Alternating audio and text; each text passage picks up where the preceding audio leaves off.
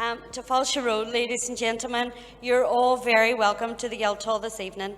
It is an absolute honour and a privilege of mine to be able to stand here and welcome Mustafa on behalf of Derry City and Strabane District Council. I had the pleasure earlier today to have a conversation with Mustafa regarding the current and continued onslaught in Palestine and Gaza. We spoke about the importance of BDS and international solidarity. I was able to gladly inform Mustafa of the official position of this council, which supports the BDS campaign, and I assured him of our continued support and our desire to build a closer relationship. I believe that the friendship between Derry and Palestine has been long-standing, and the solidarity between our people is built on really solid ground. We can clearly see the outworking of the One World, One Struggle. I would like to thank the Bloody Sunday Trust for organising this event and inviting me along. I hope everyone has a really enjoyable evening, and gurmugget for everybody to come. And it's my pleasure to introduce the host tonight, Paul McFadden.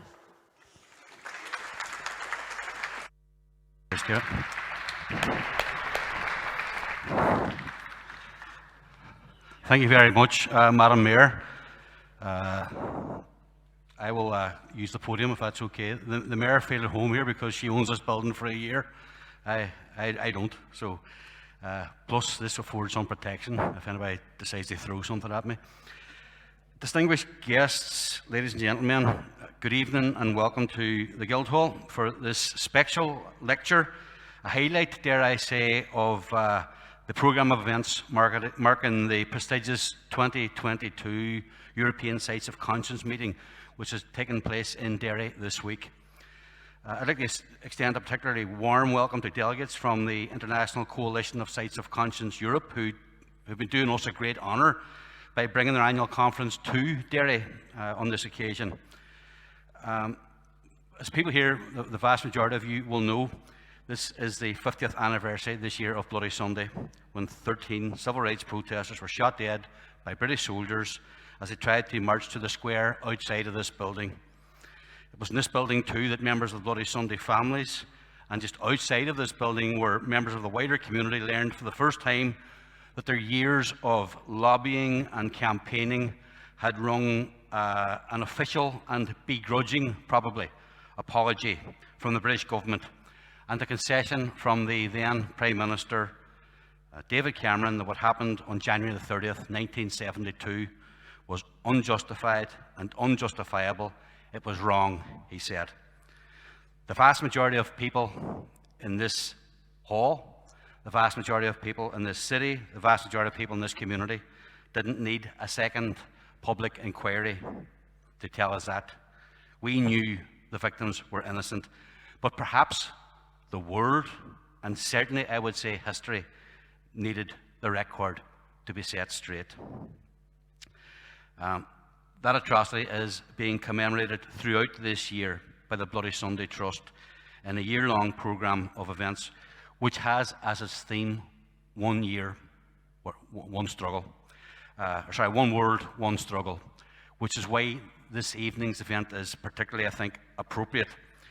Just if I could explain, for those of you who are unfamiliar with its work, ICSC Europe and its members use the lens of memory to inform and fortify civic action that challenges intolerance and violence in Europe. The network's regional programme manager, Justine Di Maio, says this week delegates from the different countries represented, and there are quite a few of them, will work to identify, share and exchange challenges, lessons learned and good practices in supporting truth-seeking and accountability processes, fostering more inclusive historical narratives and using dialogue to heal divisions and promote understanding, self-reflection and reconciliation. That's what they're about, and that's what's been happening this week in this city. As well as welcoming those delegates, I'd like to welcome too, I see a number of them about the hall here, members of the Bloody Sunday families. Their tenacity over the years has just absolutely blown me away. And it's great to see them supporting events like this here and still fighting on behalf of their loved ones. I think they do great credit to the members of their families who lost their lives on the 30th of January 1972. Continuing in a hospitable vein, well, first of all, what I'll do is explain a wee bit. I want to make sure you have your phones either switched off or switched to silent. If you need to use any of the facilities here, there's a gents outside of here. I'm not sure of the ladies. Is the ladies at the end of the, yeah, at the end of the corridor outside. I've never been in it, but the gents are straight out here to my left and the ladies at the other end there. Make sure the phones are off. Very shortly, we'll be hearing from Dr. Barghouti, who will be delivering his keynote lecture. After that, we'll have a conversation here in which I'll pose a number of questions to him, and we'll offer an opportunity too for members of the audience here to ask questions if there's anything that you feel you'd need to hear from him. And I'll share with you his credentials very, very shortly.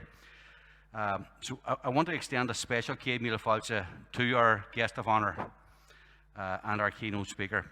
It can be very dangerous, I can tell you that, to venture into another language. I do know that a number of years ago, the then British Prime Minister Tony Blair conducted a press conference. I don't know if you know about this. He conducted a press conference in French, and instead of saying, "I admire Lionel Jospin tremendously," he actually said, "I desire Lionel Jospin in many different positions." That's what happens when you venture into another tongue. So I'm very, very keen to avoid committing a faux pas or causing a diplomatic incident, and still less offending our distinguished guests. But may I say, Dr. Mustafa Barghouti, marhaban bikum fi Irlanda, ahilan fi Derry. Welcome to Ireland and welcome to Derry. I'd invite Dr. Barghouti to join us here up here at the front, if you may. And as he makes his way to the podium here, I'll just fill you in a wee bit on his distinguished background. He is the Secretary General and co-founder of the Palestinian National Initiative, Mubadara.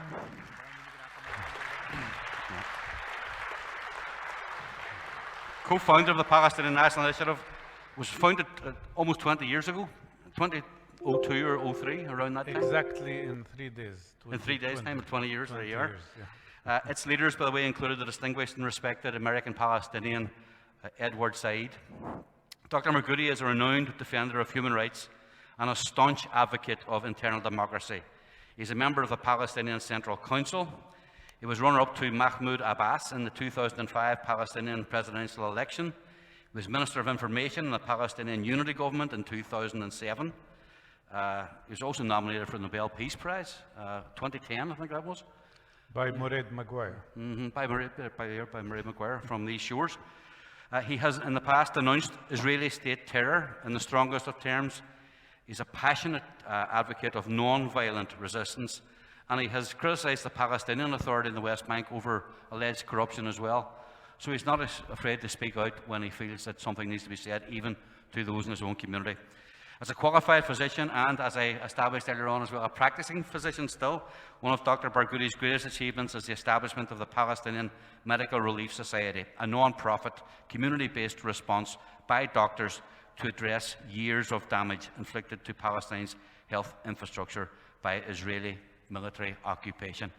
Ladies and gentlemen, I'm sure you agree, it's one incredibly impressive curriculum vitae. So please, again, welcome our keynote speaker and our guest, Dr. Mustafa Barghouti.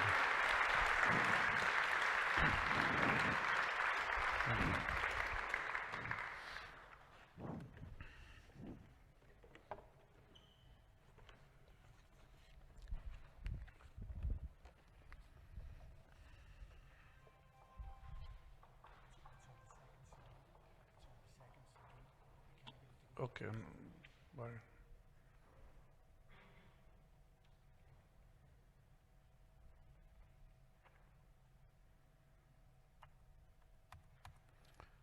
Can you fix it? It's not working.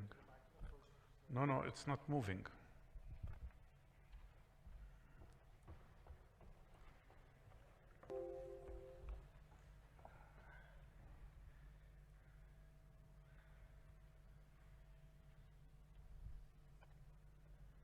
Okay.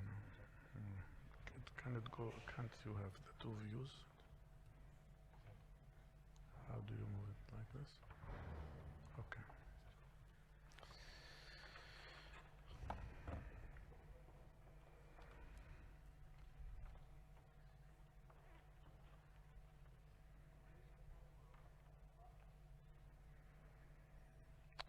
Okay. Thank you so much. And thank you all for coming today. Dear comrades and friends, I'm honored to be speaking to you at this historical event on the 50th anniversary of the Bloody Sunday in Derry. It's my first visit to Derry, and I'm so pleased to be here with you, but it's not my first visit to Ireland.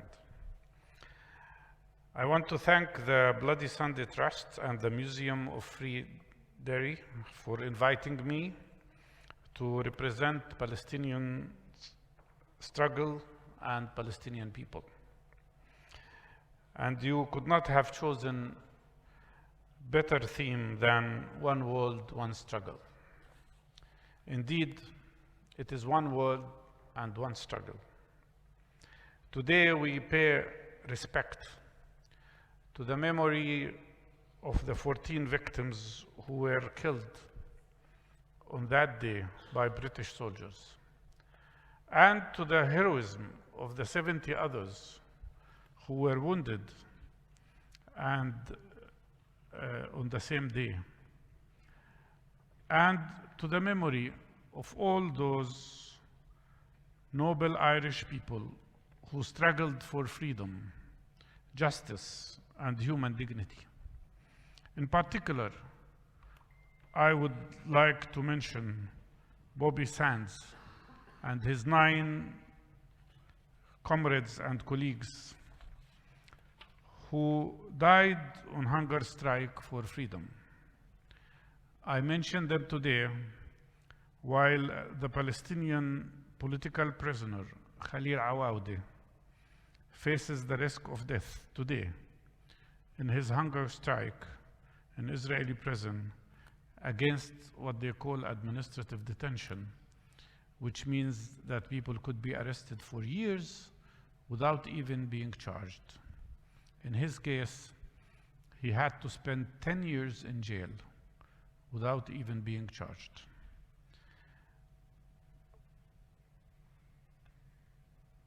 Ireland and Palestine are about 3,000 miles away from each other, but they are one, united by their similar history, by the shared history. We are united by the shared memories of struggle against the same colonial power. We share the same suffering and the same struggle for freedom. And I consider my invitation today to speak to you at this conference as an act of honoring the struggle of our Palestinian people for freedom, justice, and the same human dignity. Actually, today, after visiting the museum and learning more about what happened in Derry, I discovered that when I speak about Palestine today, I will be almost speaking about Ireland as well, because the suffering and the cause is so similar. Like you, we are still living the consequences of the British colonialism and their policy of divide and rule. Many of your fathers and grandfathers, and maybe brothers and sisters, have been tortured in British prisons. So was my grandfather and my uncle before the British prisons in Palestine were transformed to become Israeli prisons, imprisoning hundreds of thousands of Palestinians. Your people were subjected to oppression and killing, and we are still suffering from terrible oppression. The British government continued for many years to deny the crime of killing 14 innocent civil rights demonstrators in Derry, till you forced them, with your determination and struggle, to apologize after 38 years. We are still fighting to force the British government to apologize for the huge crime that was committed against the Palestinian people, the whole Palestinian people, in 1917, with Balfour Declaration, which justified and legitimized the Zionist Movement Act of ethnic cleansing that took place in 1948, 74 years ago, and that ended up with displacing 70% of the Palestinian people, making them Palestinian refugees.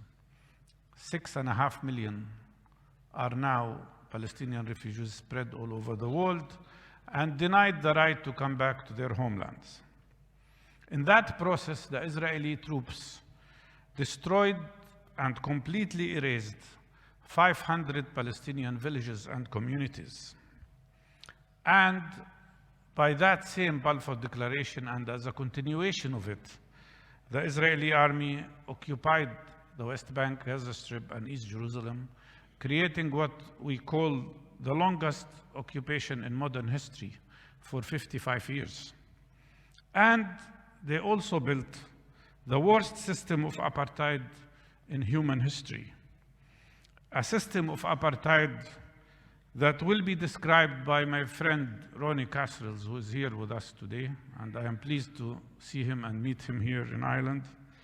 He said in a joint press conference which we had together in Bethlehem in Palestine, that the Israeli apartheid system is much worse than the apartheid system that prevailed in South Africa at one point of time.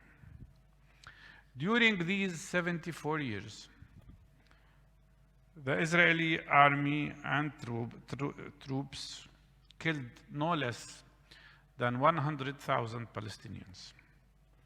During the period from 1967 up till now, no less than 1 million arrests were conducted against Palestinians. As a matter of fact, no less than 40% of all adult males in Palestine have been to Israeli jails. We are still struggling against this system of ethnic cleansing. And the British government has not yet apologized for that Balfour Declaration. Actually, they haven't apologized also for many crimes that were committed by the same soldiers, including bombarding with airplanes the same village that my family came from. It's called Deir Ghassani in 1937. They bombarded it trying to kill the leaders of the Palestinian revolutionaries who were struggling not only against British mandate, but also against the liquidation of the Palestinian rights.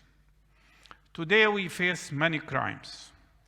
And today, unfortunately, I have to say that some countries, some governments in the world are still covering up these crimes, including the government of the United States and Britain. The major crimes that were so well described by Human Rights Watch and Amnesty International, and even by the Israeli human rights organization, B'Tselem, the crimes of persecution of the Palestinian people and the crime of apartheid. Today, I will show you some of the facts about what's happening in Palestine. I will show you some of the events that take place. And I will try to be short because if I want to go on, we can take hours. But I hope, please don't touch it. It's fine, it's fine. Okay. Yeah, and this is one example of what we have. This is the West Bank, and you can see here what they call Area A, which is under Palestinian Authority. And in reality, it is not. Because since 2002, the Israeli army reinvaded even the Area A. It's only 18% of the West Bank. Then you have what they call Area B, which is around also 18%. Again, Palestinian Authority is not really in charge.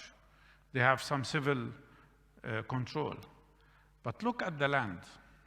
Look how the small West Bank has been divided in 224 small islands separated from each other by Israeli military checkpoints, by the wall, and by Israeli illegal settlements.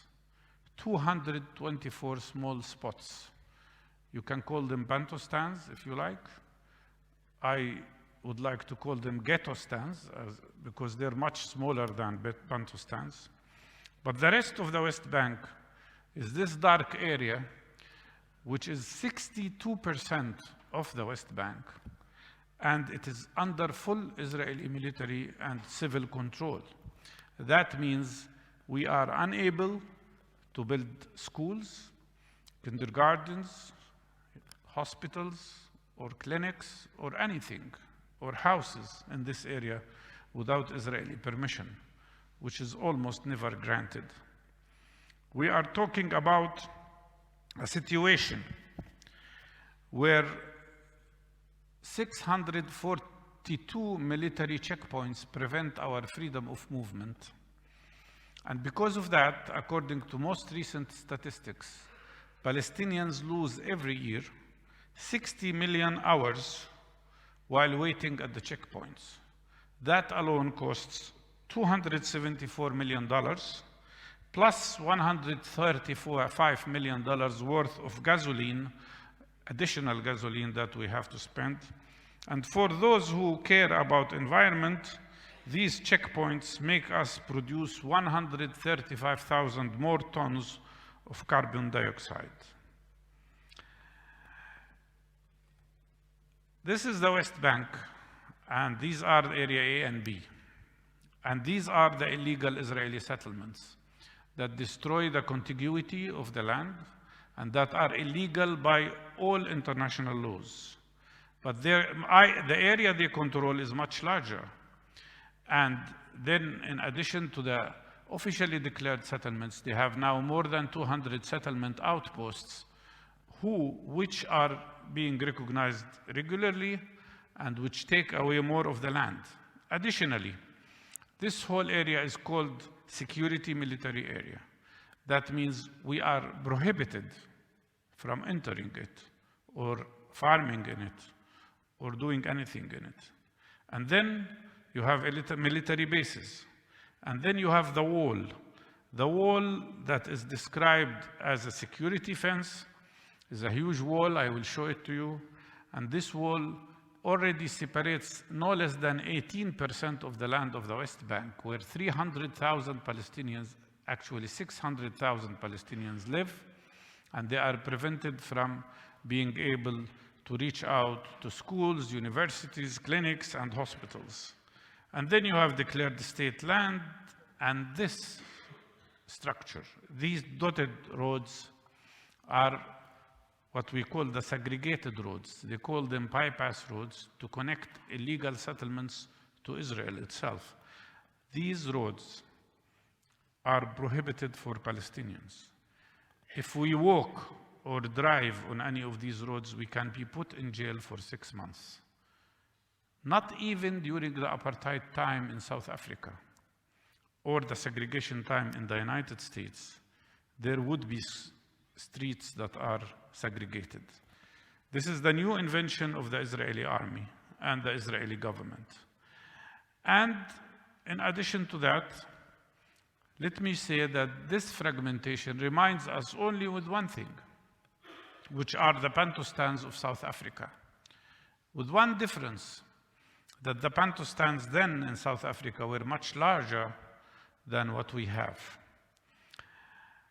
Most recently, as I said, serious human rights organizations like Amnesty International published very good reports that show that Palestinians, whether living in Israel itself or in the West Bank and Gaza, the occupied territories, and East Jerusalem, or in the diaspora, are all subjected to the same system of apartheid and racial discrimination. When I mention apartheid, the Israelis get very angry, but I always challenge them to give a different description of the reality, where Israel confiscates no less than 85% of the water of the West Bank, where Israel suffocates Gaza with very severe siege, where 95% of water in Gaza is either polluted or so salty that it is not good for human use. But in the West Bank, they allow us, the Palestinians, to use no more than 50 cubic meters of water per year, per capita, while an illegal settler in the West Bank will be allowed to use 2,400 cubic meters, 48 times more than Palestinians. On average, the GDP per capita in Israel is $48,000. It is only 2,400 in Palestine, but it is actually less than $1,000 in Gaza. Yet, because of an imposed tax union and market union, we are obliged to pay the same prices according to the Israeli GDP per capita. We even are obliged to pay double the amount for water and double the amount for electricity in comparison to what Israelis pay. And if we happen to need to send a patient to an Israeli hospital, we will be obliged to pay 4 times what Israelis pay. A few years ago, I had to take my daughter to an Israeli hospital for a certain scan that we didn't have. They did the scan, and when I went to pay, they said it would cost 400 shekels. Then they asked for my ID. And when I gave them my ID, the accountant looked at me and said, "I'm sorry, you have to pay 1,600 shekels, 4 times more, because I live in the occupied West Bank." This is an example of the segregated roads. You can see here a highway for Israelis, and this is a very small road for Palestinians, exactly in the same place. And this is how it looks when workers have to go to work, standing in front of the checkpoints. This is the wall that they call a fence. It's not a fence. Most of the time, it is a very huge wall, 3 times as long and twice as high as Berlin Wall used to be. The same Berlin Wall that the West is so proud of demolishing. And this is how it looks in Bethlehem, the Palestinian city of Bethlehem. This is a lady, you can see her here, standing on the roof of her 2-floor building, surrounded by the wall from all directions. And recently, the soldiers told her that she cannot go to the roof of her own house.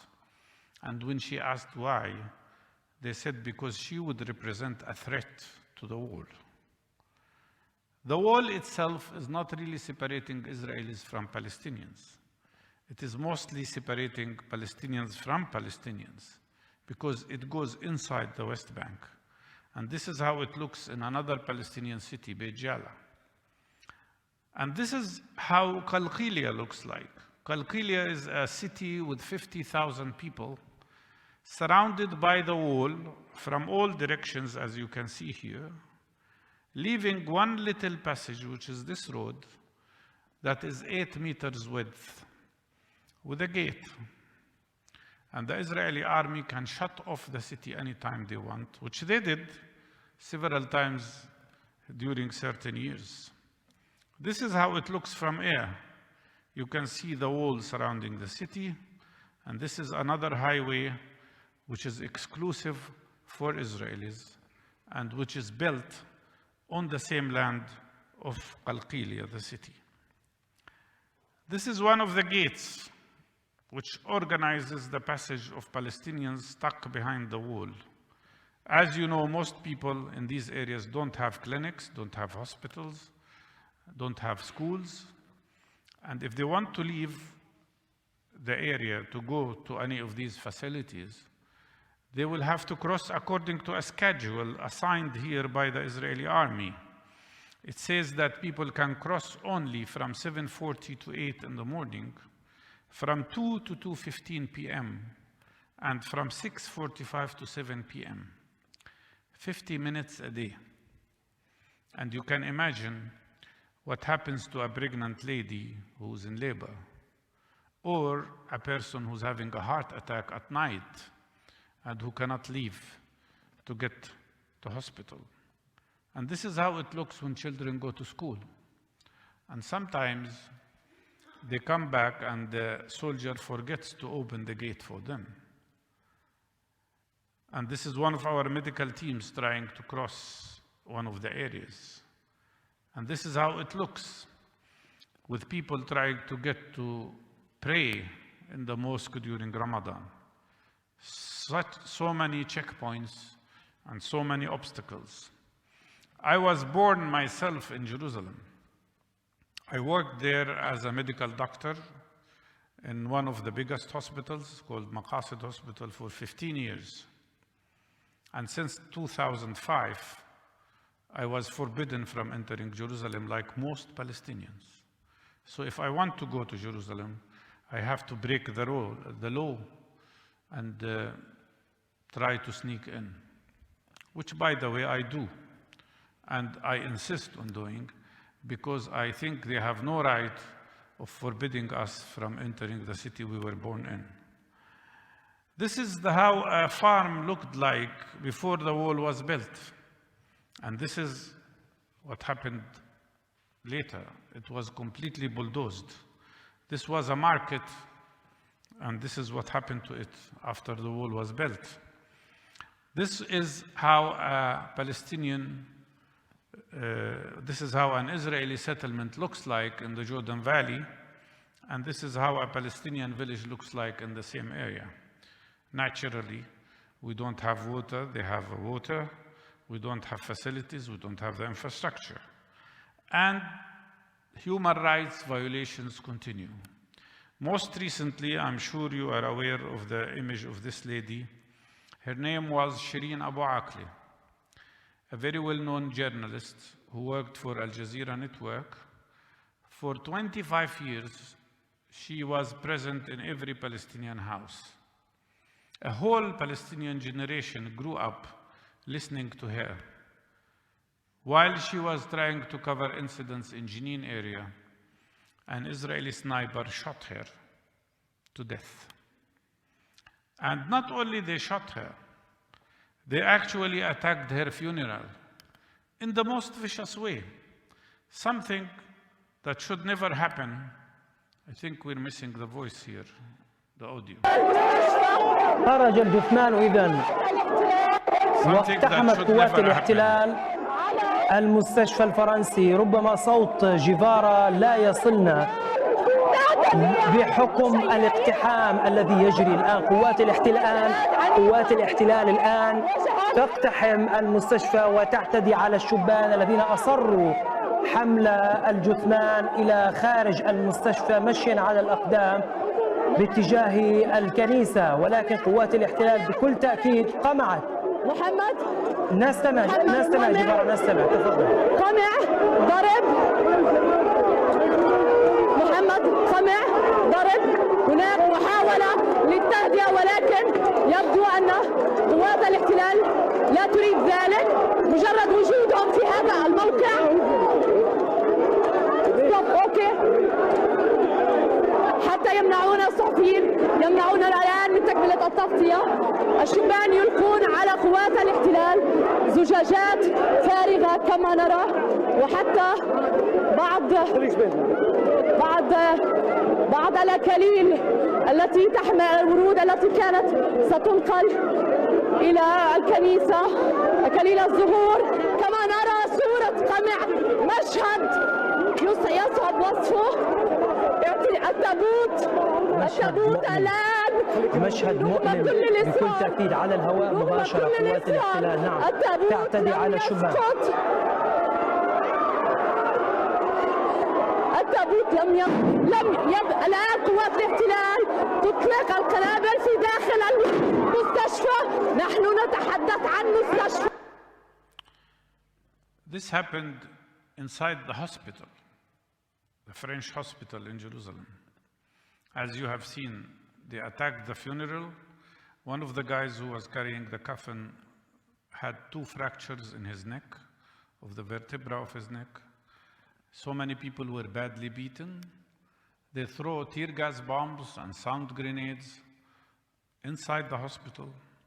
And this was not the only incident. As a matter of fact, Shireen Abu Akleh was one of the 55 journalists who were killed since 2000. But also our health workers are killed by the Israeli army. This young woman is my colleague. She was 21 years old, first aid provider in Palestinian Medical Relief Society in Gaza. She was providing care 4 years ago to the injured people in Gaza. And while she was providing first aid, an Israeli sniper saw her, shot her in the heart, and she died. No soldier was investigated. No one was punished, although the Israeli army never denied the fact that they shot her. I am the last person in the world who would believe that it wasn't an Israeli sniper who shot Shireen Abu Akleh, the journalist. Why? Simply because I myself, in 1996, while demonstrations were taking place in Ramallah, was in my white coat as a medical doctor called to the 5th floor of a building to help a person who was shot by the Israeli army and was bleeding. And while I was providing assistance to him, a sniper saw me and shot me twice with live ammunition. I was lucky that I didn't die, but many others did. And even when we organize the most peaceful demonstrations, like in this case, you can see even some Israelis are joining us, Israelis who are against occupation and against apartheid. Yet we are faced with severe oppression and severe violence and the use of all kinds of weapons. This is one example of what happened to this young man in a village called Na'lin. They were protesting against the wall. He was arrested. He was just carrying a flag, as you can see. He was arrested. He was blindfolded. He was handcuffed, forced on the ground for 2.5 hours. And while he was blindfolded and handcuffed, an Israeli officer ordered a soldier to shoot him from the distance of 1.5 meters. You can see that. Can we have the voice again, please?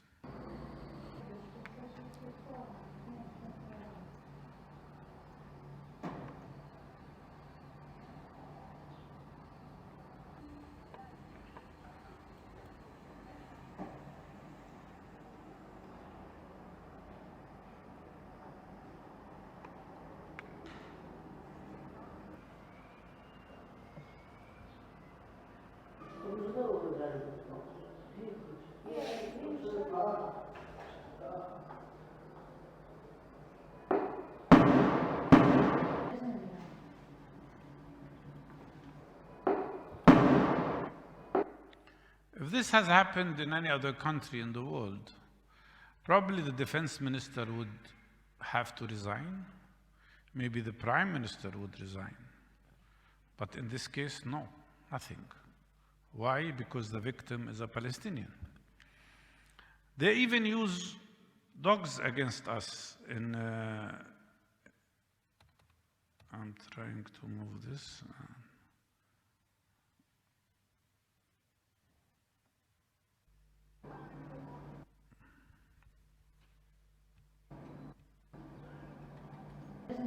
Okay.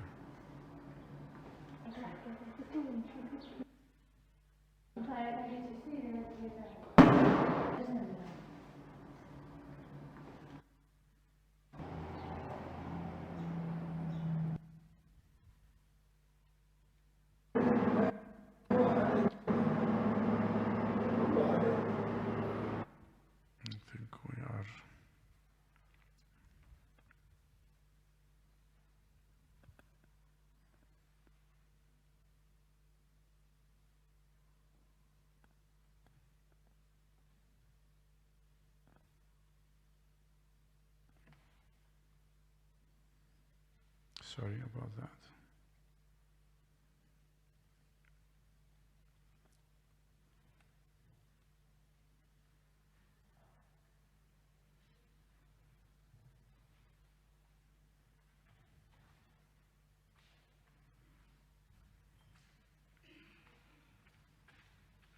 Okay.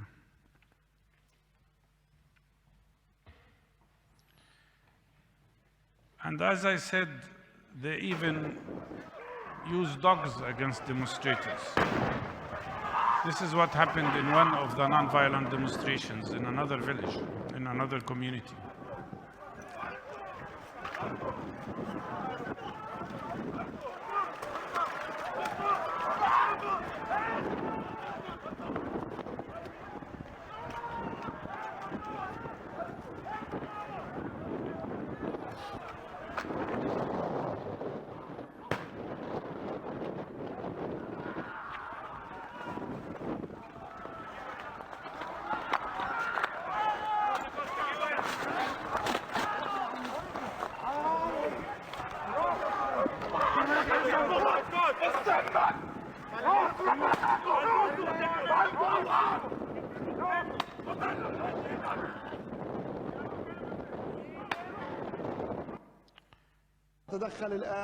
And this is another funeral that was just recently attacked after the funeral of Shireen Abu Akleh in Jerusalem.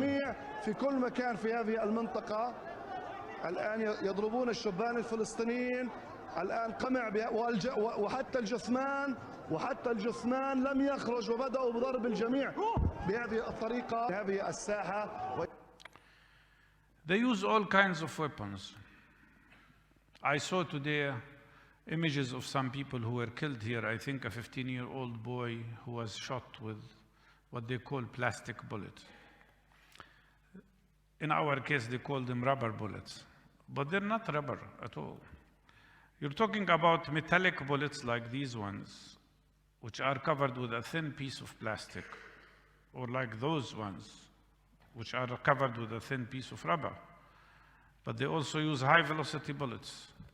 They use what they call stun grenades, which are very dangerous, especially when they hit the head. They use tear gas bombs, which they sometimes shoot at people directly. I lost one of my colleagues who got it in the chest, and his heart stopped, and he died. I have 2 colleagues of mine who lost their eyes because of these kinds of canisters. And then these rubber bullets can cause terrible things like death. In this case, this young man in Nablus was hit with 3 bullets, which cut his spinal cord, and he died. Or they can cause what we call the nightmare of the neurosurgeon, where the bullet penetrates the brain. And then if you try to move it out, you could kill the patient. If you leave it there, each time they move their head, it could cause more damage. And it can also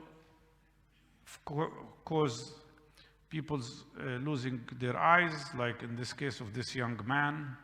These are the new rubber bullets that they use in Jerusalem. As you can see, it's not rubber at all. It's very serious metallic bullet that is very huge, and it can cause severe damage.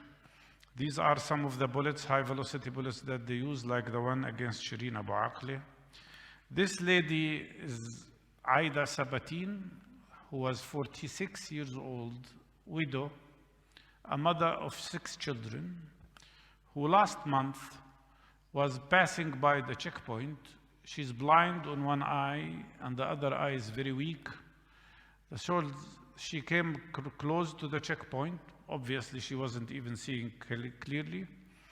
They shot her and left her bleeding to death on the ground without providing any medical care. Gaza is another story. Gaza Strip is only 140 square miles with 2 million people living in it, but besieged by Israel by land, by sea, and by air. The airspace is controlled by the Israeli army. The sea is controlled by the Israeli army, and all passages to Gaza except one little one in Rafah, which is connecting Gaza to Egypt, are controlled by Israel. And they even impose internal restriction. No less than 25% of Gaza Strip is forbidden for people in Gaza. If they enter these areas, if they try to farm there, they will be shot at and killed. This is how Shaja'iyya, a neighborhood in Gaza, looked like before the attack on Gaza in 2014. I was there during the war, and I saw the horrible damage. And this is an example of what happened to this same neighborhood during the Israeli attack on Gaza. It was completely destroyed. Gaza is suffering from terrible siege. No less than 80% of young people who are educated and who finished university are without jobs. They are unemployed. The poverty is severe, and the siege on Gaza goes on for 16 years now. Nothing can enter Gaza without Israeli permission. And this siege makes Gaza the largest open prison in the world. As a matter of fact, as our colleague Ilan Pape says, the whole of the occupied territories are nothing but the largest prison in the world. Nelson Mandela once said, "In extending our hands across the miles to the people of Palestine, we do so in the full knowledge that we are part of humanity that is one." I think yesterday Ronnie Casserles made it very clear how important the Palestinian cause is and how important it is for humanity. And today, I'm extending to you our hands, to the brave people of Ireland, asking for your solidarity through full boycott, divestment, and sanctions against the Israeli system of oppression, occupation, and apartheid.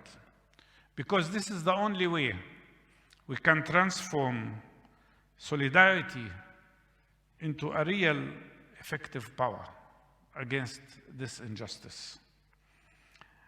This is not asking you to do something against Jewish people or even Israeli people. It's asking you to act against the system of occupation and apartheid that should never happen in the 21st century. We have to struggle against so many things, but also against the double standard of the world. It is really ironic that in 2 months, 6,000 sanctions were imposed on Russia. We understand that there is a problem there, but 6,000 sanctions in 2 months and not a single sanction against Israel for 74 years.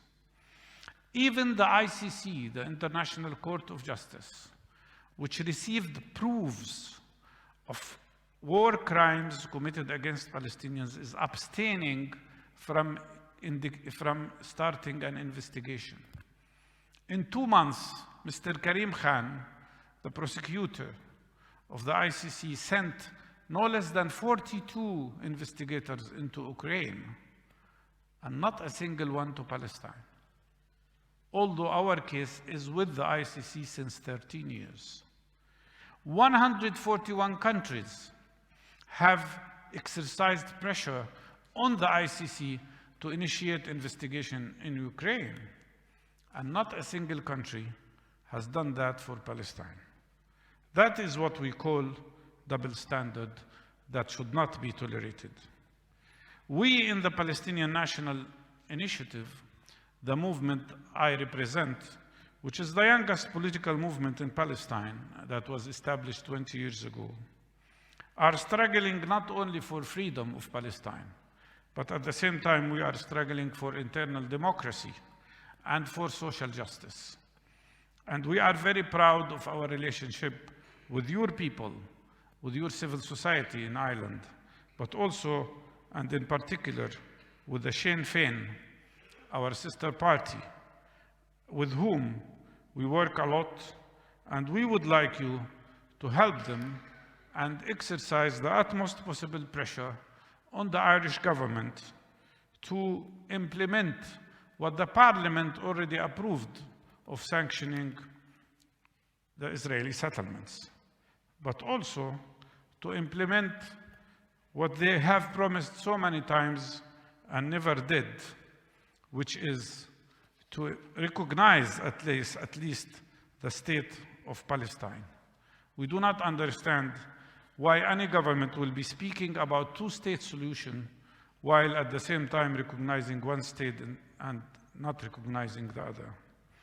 I know that maybe what we have witnessed and what we witnessed today is the possibility that Israel is killing the two-state solution. But let me tell you, today we live in reality in one apartheid state. And we are determined to struggle to change that. And we have no problem of changing one apartheid state into one democratic state. That has been before our goal, and that is our goal today. And that's why my movement is saying we should not only ask for ending occupation, but also we have to struggle to bring down completely the whole system of apartheid in the whole of Palestine. We are determined to achieve freedom, to achieve justice, to achieve real peace that is just and durable. We will never,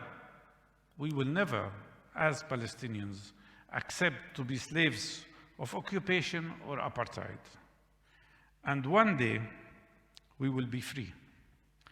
We will be able to fulfill the dream, in the words of Martin Luther King, free at last, free at last.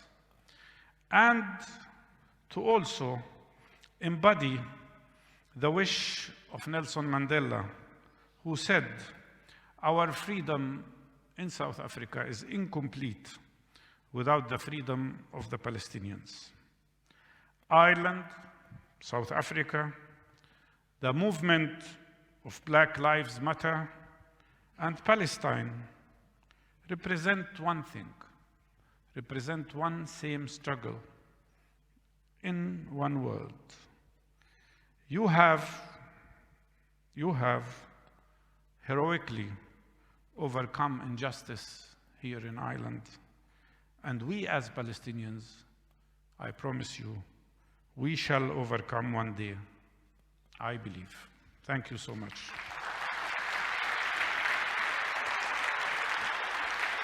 Thank you. Thank you.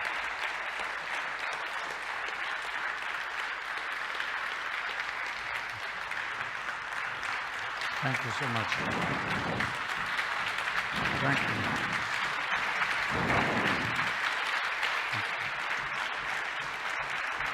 Thank you.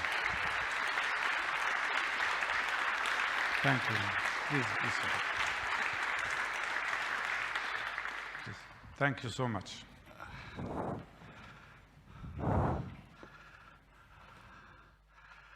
It's hard not to be moved and even angered by that presentation, so thank you, Dr. Barghouti, for that.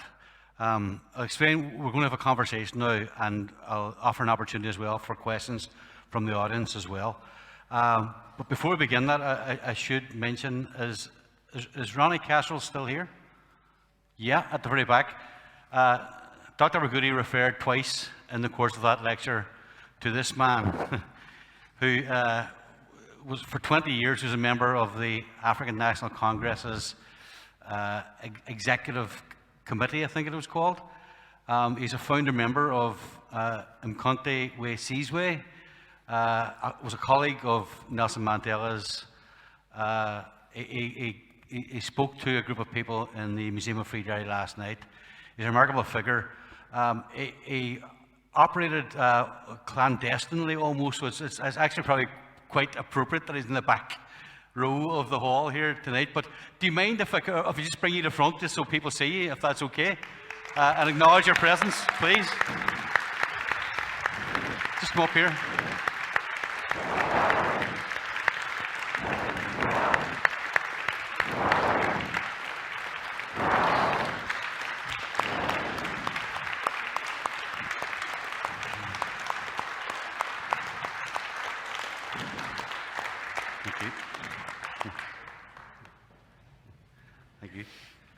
just maybe it might be yeah. Thank you, thank you. Viva Palestine, viva! Thank you, thank you. Free Palestine, free Palestine! Thank you. Thank you. Thank you, my friend. Yes. No, thank you very much. It's just going to acknowledge it. Just, sorry? Do you want me to sit down? No, it's okay, get back now, but back to the shadows where you're most comfortable. But we just want to acknowledge your presence, that's all. Thank you. Sorry, Declan, just 1 second. Declan, we'll borrow a microphone 1 second here, please. Yeah. What I wanted to say, as inspiring as Brother Mustafa Barghouti's speech is, so powerful, so inspirational, I also want to add, it's so encouraging to be here and to see you good people of Derry, of the island of Ireland, coming out in your numbers to support the great cause of the Palestinian people against apartheid Israel. Thank you. Thank you. Thank you.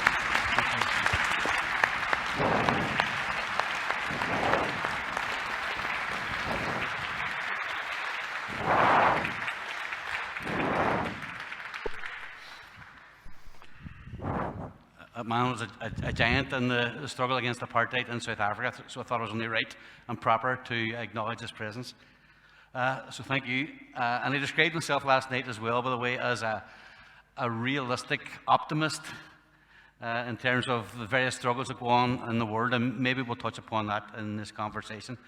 Dr. Barghouti, first of all, I wonder, when you talked earlier on about that time when you went to the hospital with your daughter, and you saw the cost of the scan being bumped up to 4 times the original price. I wonder what a sensitive person like you, how do you rationalize that? You're looking at and talking to fellow medics, people who have a certain ethic about the work that they do, and these people are doing this kind of thing, inflicting it on you and inflicting it on your daughter. How do you, as a sensitive human being, rationalize that kind of behavior? I don't, but I see them as victims of the same system that is oppressing us. I see these Israelis who practice this as victims of a system that obliges them to be oppressors. And maybe it's my nature, maybe I don't know, but I don't see them as the real enemy. I see the enemy in the whole system that has created this horrible oppression, occupation, and apartheid. And I think the Israeli society itself has shifted so much to racism and extreme right-wing policies because the world is allowing them to do so. And because of this situation of terrible impunity and not being accountable. And in that sense, this whole system is creating not only suffering for us, but it is also creating so many horrible people who act in such a horrible way, like the soldiers who were shooting your people here. If you look at them individually, you could see that, okay, they are committing crimes. Of course they do. But the real crime is the system that made them so.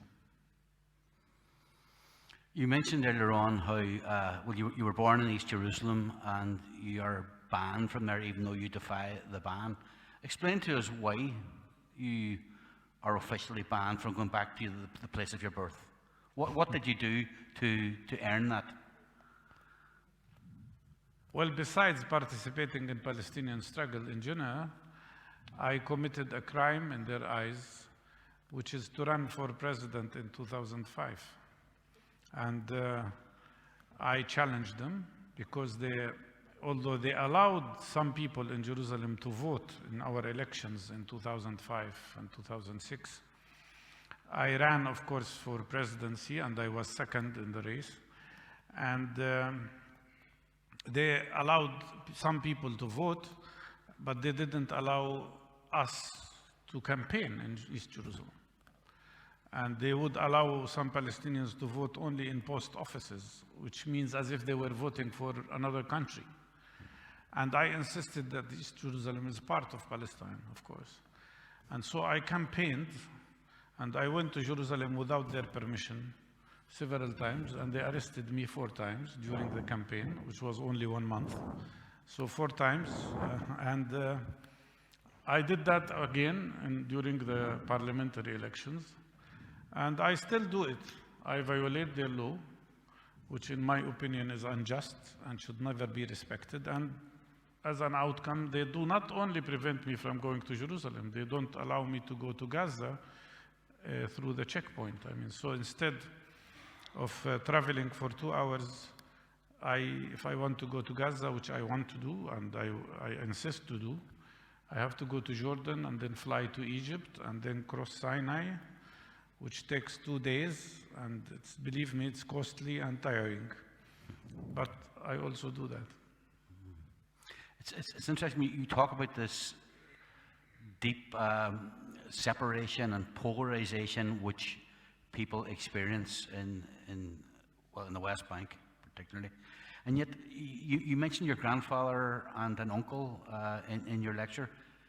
I read somewhere that they would have talked about Jewish colleagues of theirs back in the days of fighting against British colonialism, I'm assuming, obviously. Yeah. Can you repeat that? Your grandfather and uncle would have had Jewish people who would have been regarded by them as colleagues. Is that the case? Maybe yes, because there were cases when both Palestinians and Jewish people were imprisoned, but separately. Yeah. So were they not quite on the same side? No, not exactly. Not exactly. But yes, this has happened. Yeah. And as I said, there are Jewish people who support our struggle and participated in our struggle. Yeah, we saw some. And still do. But unfortunately, they are still a small minority.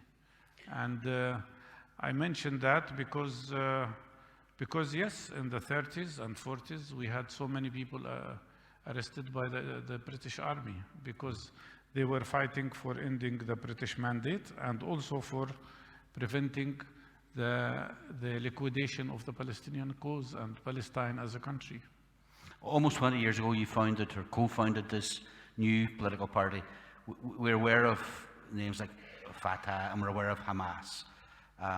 Why did you feel something new and different was required?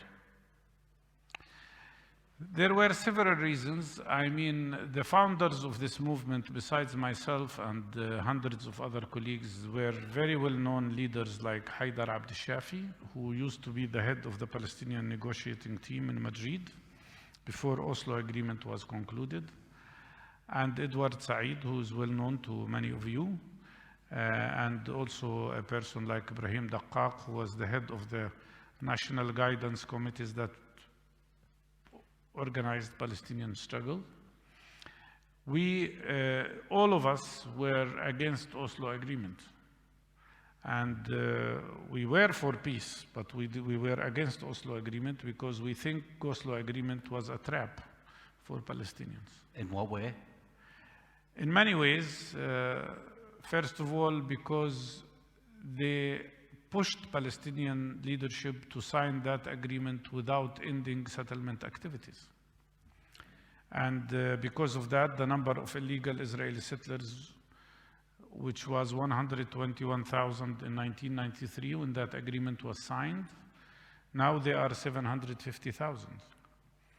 So had the Palestinians stick to what we called for with Haidar Abd al-Shafi and others, which is sign no agreement till they agree to stop all settlement activities, we would have been today in a different situation. But also there were other problems, like recognizing Israel without identifying the borders of Israel, and without Israel recognizing Palestine.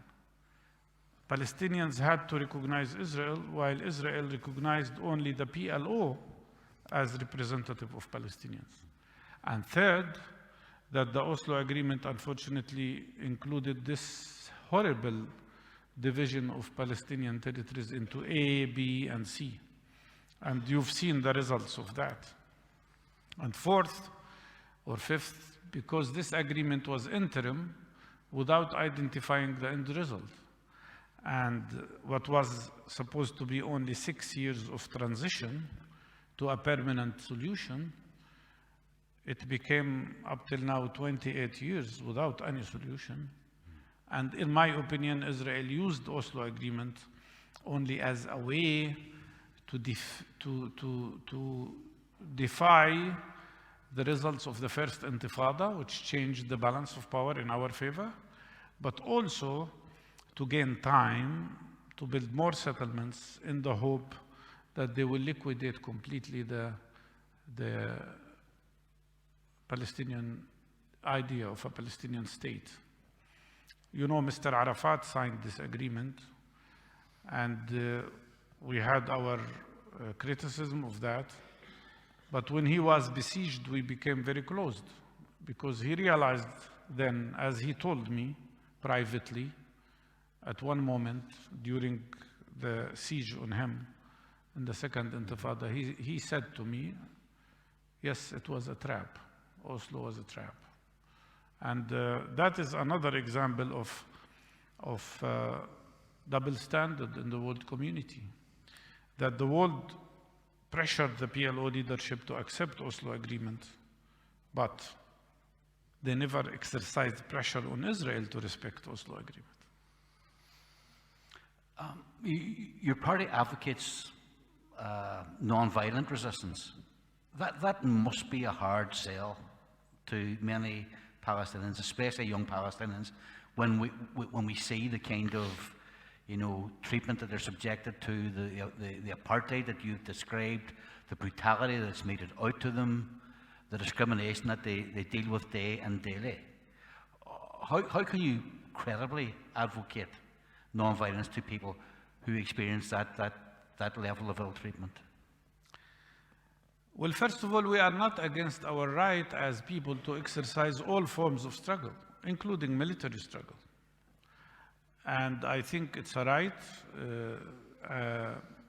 given that you respect international law and do not harm children or women or, And by the way, this is not only dictated by international law, it is actually a very old Islamic tradition. During even the very first times of Prophet Muhammad, his message was always never harm children or uproot trees or attack women, etc., etc. But we believe, regardless that it is our right, we believe, given the balance of power and the nature of Israel as a very huge military force, that the best form and the most effective form is nonviolent resistance. And as a matter of fact, most of the Palestinian struggle is taking this form. So without denying our right to defend ourselves in every possible way, we say that popular resistance, mass-based, wide popular resistance is very effective. And we have very good examples of that. I was going to ask you, what form might that take that you would regard as a manner which could deliver results for the Palestinian people? What can they do? What should they do? Well, I can give you several examples of how successful this was. For instance, in 2017, the Netanyahu government tried to impose certain restrictions, security restrictions, on entering the Aqsa Mosque in Jerusalem. And there were calls to stand up to that decision, and all Palestinians refused to enter the mosque through these gates. And there were gathering of people. In the beginning, it was tens of people who would pray outside the mosque, and then it became hundreds. I joined them, and many others of my colleagues. Then the hundreds became thousands, and then the thousands became tens of thousands. And it was, at one point, looking like Tahrir Square, around the mosque.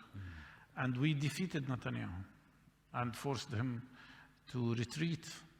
And all these gates were removed. This was a fantastic example.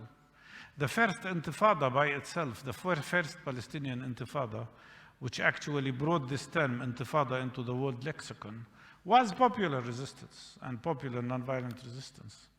Some of the critiques, some of the people who criticized this, I heard them One of them used to make jokes and tell me, using sexist remarks, saying, how is your women's struggle going? And of course, that reflected very serious failure of understanding that women are frequently more powerful than men and more effective than men, for sure. You can see that here in Ireland, I mean. So that same person in Gaza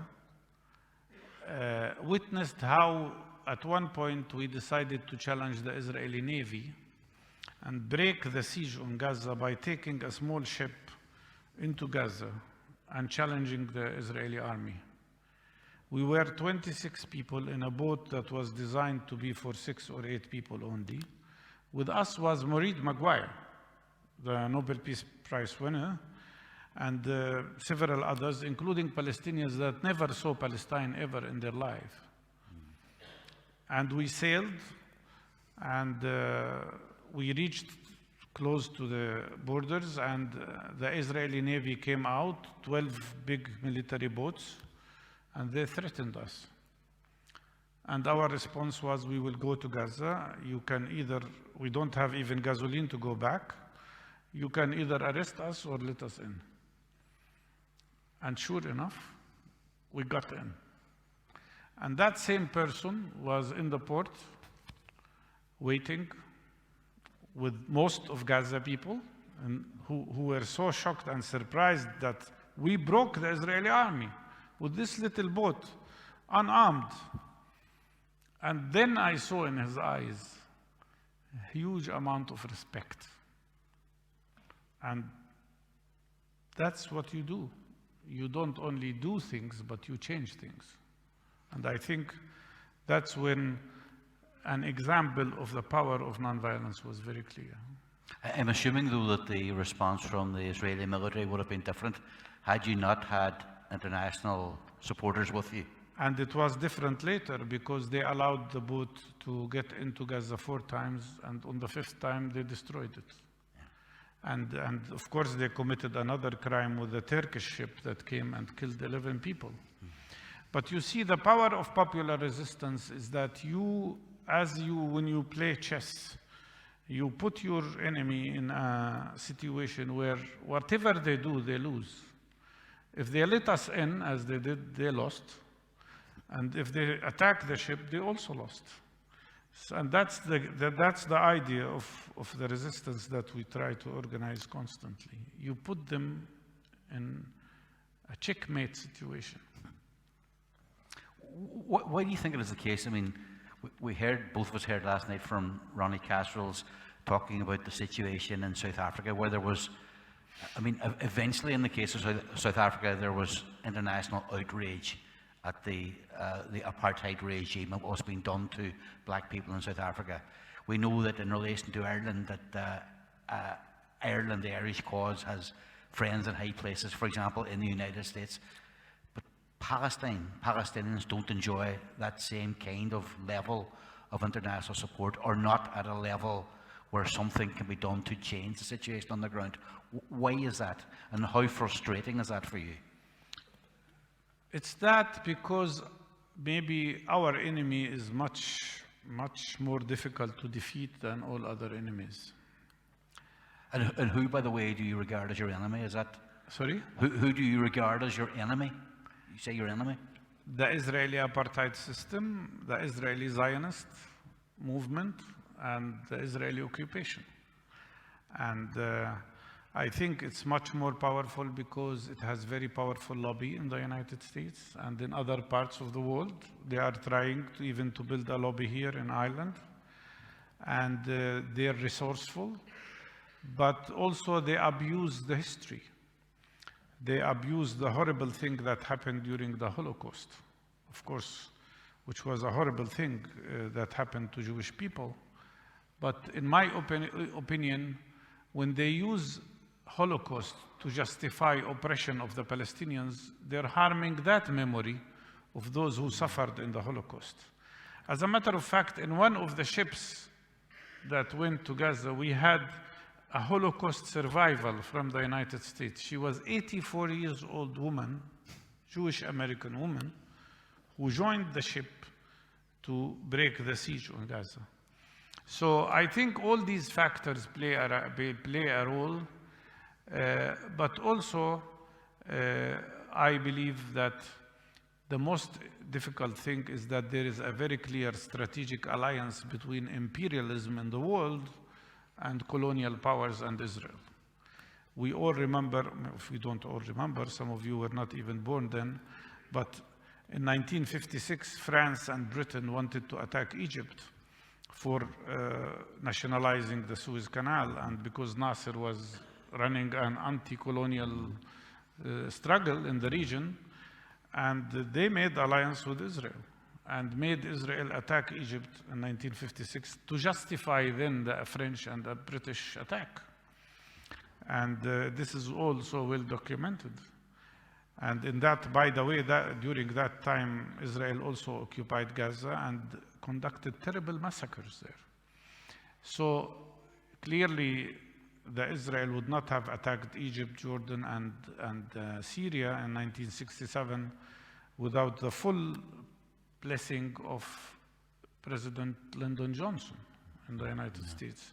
So, and now we see a very interesting and dangerous phenomena where Israel is being used as a sub-agent for the United States to provide security to certain regimes in the Gulf area. Mm-hmm. So here is a very serious link. That's why what we hope to learn from you in Ireland, and maybe you can help us with that even, how do we build also a strong lobby in the United States to stand up to the Israeli lobby? We know that our resources are much smaller, but we think, as I always say, that all we need to do is maybe 1 out of 100 effort of what Israelis do.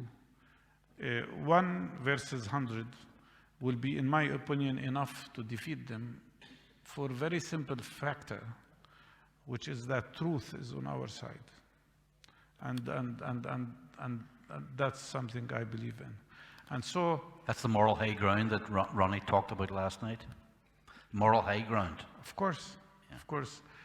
But in the case of South Africa, it was a bit different also because in South Africa, to my knowledge, there was terrible apartheid, but ethnic cleansing was not conducted. In our case, it was conducted. And in South Africa, the African community was much larger than the white community, while in our case, we're almost equal now on the land of Palestine. I mean, but it's also ironic. I mean, it's also surprising and at the same time amazing that after displacing 70% of Palestinians, we are so resilient and so insistent to stay that today the number of Palestinians in the land of Palestine, including in Israel itself, is a little bit more than Jewish Israelis. So there are differences, but one of the factors that helped South Africa a lot was the BDS movement. And that's why we are so keen on BDS and so keen on asking you to join the BDS, because it was instrumental in the case of South Africa. And I am an optimist, and I believe we at this very moment are almost in the same time that South Africa was in the 80s. What we see today is a much bigger understanding at the public level and civil society level in different countries of the world. We see shift in the United States among younger generation. And what I see as a road to the future is to repeat exactly what they did in South Africa. First, you win the people, the civil society, the parties, the trade unions, and then they force the parliaments, and then eventually the governments. And the last to come will be the states, the United States government.